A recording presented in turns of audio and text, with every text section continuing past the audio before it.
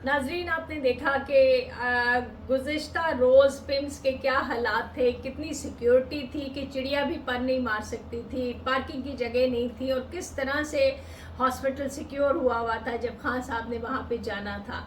लेकिन बड़े अफसोस की बात है कि हम ऐसे मौक़ों पे एक दिन में तो ये सब कुछ कर देते हैं, लेकिन सच्ची बात जो है कि हमारे हॉस्पिटल्स को और ऐसी जगहों को सिक्योरिटी की ज़रूरत होती है। अब दूसरी तरफ अगर हम देखते हैं तो एक ही दिन में जो है वो 15 फूल मुरझा गए। वो बच्चे जो अभी जो दुनिया में आए थे और उसके बाद वो जो है वो इस दुनिया फ़ानी से रुखसत हो गए। ये इंतहाई दर्द और दुख का मुकाम है और बहुत दिलखराश वाक़या है जिस पे आज हर शख्स की आंख जो है वो अश्कबार है।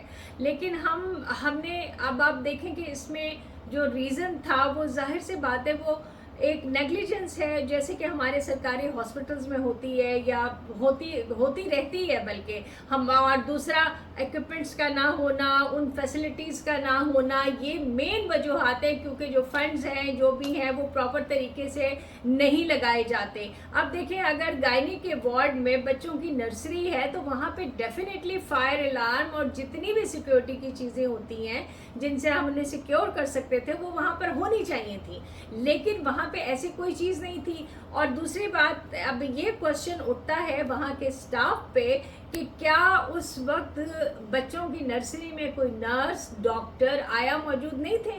क्योंकि देखें, हमने ये सुन लिया कि 16 में से 15 बच्चे जो है वो जल गए, तो हमें किसी बड़े के जलने की तो इत्तला नहीं आई कि कोई डॉक्टर या किसी नर्स की होती।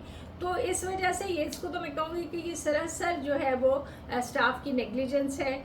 और पता नहीं क्यों इस तरह के सानियात होते हैं और हम अब इन सानियात से नहीं सीखते, और हम कब सीखेंगे।